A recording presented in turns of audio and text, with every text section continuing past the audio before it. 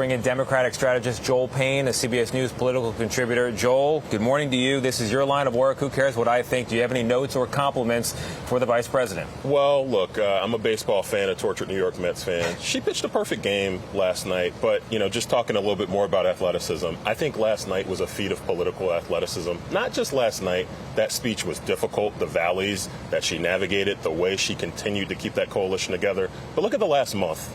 Look at what Kamala Harris has done in 31 days since July 21. She's consolidated the Democratic base. She's rewritten the political map.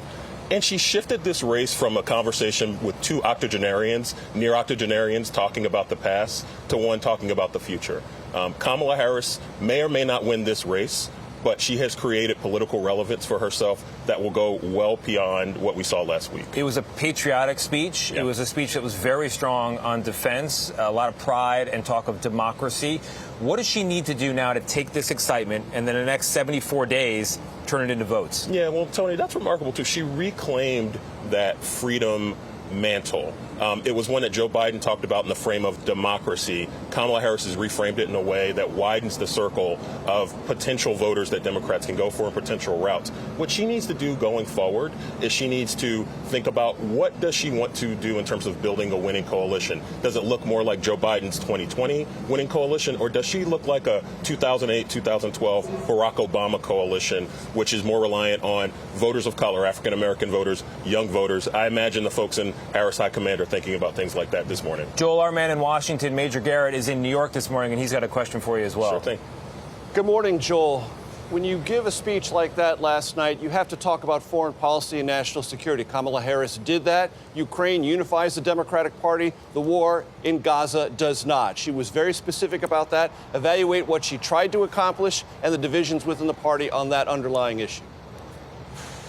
Yeah, Major, it's a good question. I mean, I talked about that political athleticism again and the deftness. You could tell her in the building, she was riding kind of the emotion and the energy of the crowd. She did it in a way that, frankly, we think about who the previous Democratic nominee was, Joe Biden. That would have been a very difficult speech for him to give, one, given the political baggage that he's dealing with, but also the skill, the ability to have the crowd understand that there are things you need to say, but also getting the crowd to a place where you understand where the United Democratic Coalition, the United Democratic Party is. I think she did that, and I think she continued to give herself flexibility to have credibility on that issue.